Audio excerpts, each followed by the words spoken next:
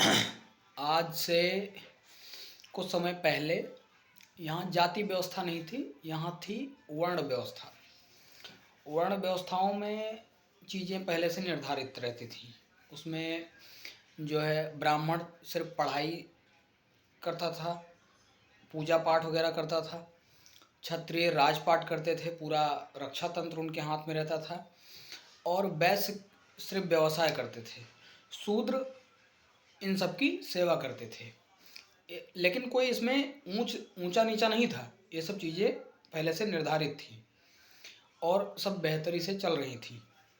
हालांकि ये पहले ये सब चीज़ें लोगों को नहीं पता थी कि जिसके पास ज़्यादा ज्ञान होगा या जिसके पास ज़्यादा जानकारी होगी वही शासन करेगा या वही आगे बढ़ता जाएगा। चीज़ें धीरे धीरे बढ़ी और जिनके पास ज़्यादा जानकारी हासिल हुई धीरे धीरे वो लोग ही हर चीज़ों को अपने हिसाब से सेट करते गए और वही लोग आगे बढ़ते चले गए। उस काफ़ी टाइम बाद फिर जब ये ऊंच नीच छुआछूत का दौर चला, उस दौर में जो है ये सच्चाई है कि शूद्रों को गले में कुल्हड़ लटका के चलना पड़ता था। थूक नहीं सकते थे ज़मीन पर। कमर में उनको झाड़ू टाइप में या फिर पत्ती पेड़ पत्ते ऐसा वगैरह बांध के चलना पड़ता था ताकि उनके पैरों के निशान ना हों। ये सब चीज़ें जातिगत व्यवस्थाओं में आई, वर्ण व्यवस्थाओं में ये सब चीज़ें नहीं थी। लेकिन ये संविधान लागू होने के बाद जब से समानता का अधिकार कि हाँ संविधान लागू होने के बाद लोगों को समान अधिकार मिल गया, क्या उसके बाद लोगों को समानता का अधिकार मिला या लोग उस बराबर पहुँचे? आज हम आरक्षण की बात करते हैं, जातिगत भेदभाव को, ये भारत की सच्चाई रही है, इसे हम जो है नेगलेक्ट नहीं कर सकते, इसे हटा नहीं सकते। लेकिन ये भी सच्चाई है कि आरक्षण और इन चीज़ों लागू होने के बावजूद भी आज भी दलित समाज, पिछड़ा समाज आज भी पिछड़ा हुआ है।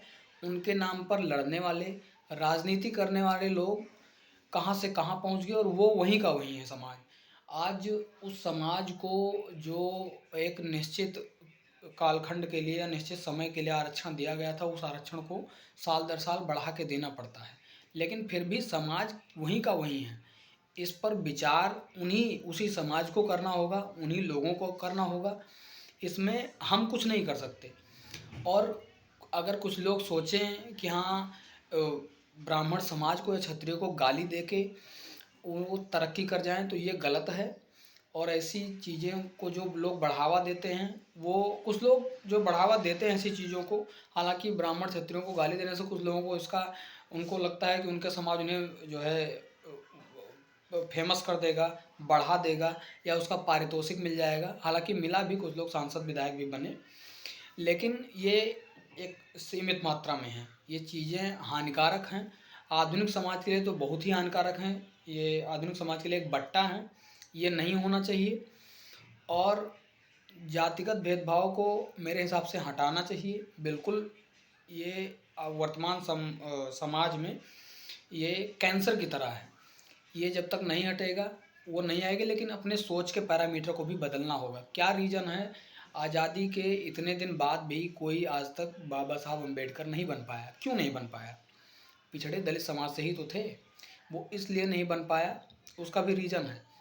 वो इसलिए नहीं बन पाया क्योंकि उनको उनके पढ़ाई में ब्राह्मणों का सहयोग था। उनके जो है विदेश शिक्षाओं में भी क्षत्रियों का योगदान था। लेकिन उनके जाने के बाद ये चीज़ें बंद हो गईं क्योंकि वो अपने जाते जाते इन चीज़ों का रास्ता बंद करके गए। अब जो भी लोग उसमें बुद्धिजीवी बन के उभरते हैं वो सिर्फ यही जानते हैं कि ब्राह्मणों को, क्षत्रियों को गाली दो, उनके देवी देवताओं को गाली दो, इसी में तरक्की है। ये चीज़ें गलत हैं। और सरकारें जो आरक्षण के हिसाब से अनुपात बढ़ाती हैं, ये इसमें वैचारिक नहीं, हर चीज़ में भेदभाव और जातिगत भेदभाव और ये ऊंच नीच, ये सब चीज़ें लगातार बढ़ती जाती हैं और बढ़ती जाएंगी। समय के साथ साथ ये चीज़ें बढ़ती जाएंगी। इसका जब तक कोई तोड़ नहीं निकाला जाएगा। मेरा यही मानना है कि आरक्षण आर्थिक आधार पर किया जाए और ये निश्चित किया जाए कि जिस समाज को आरक्षण दिया गया है उससे उसको लाभ हुआ या नहीं हुआ, या वो जिन लोगों को ये दिया गया वो लोग लाभान्वित हुए तो वो उस स्तर से उठ के ऊपर आए या नहीं आए। अगर नहीं आए तो उस आरक्षण का फ़ायदा क्या हुआ, वो उनको जो प्रोविज़न दिया गया उसका क्या फ़ायदा हुआ। अगर इसका कोई तो फ़ायदा नहीं है तो फिर आरक्षण देने का मतलब ही क्या हुआ। इस आरक्षण के नाम पर समाज को लड़ाने का काम इस दलित समाज के नेता करते हैं, और भी इनको वोट बैंक समझते हैं वो नेता करते हैं। इनसे दूर होना होगा, इनकी सोच से दूर होना होगा, तभी इस देश की तरक्की संभव है। आज धनतेरस है तो उसकी आप सभी को बहुत बहुत शुभकामनाएं मेरी तरफ से। खूब खुश रहें, स्वस्थ रहें, मस्त रहें, जातिगत भेदभाव को मिटाएं। मेरी तरफ से हर हर महादेव। जय जय श्री राम।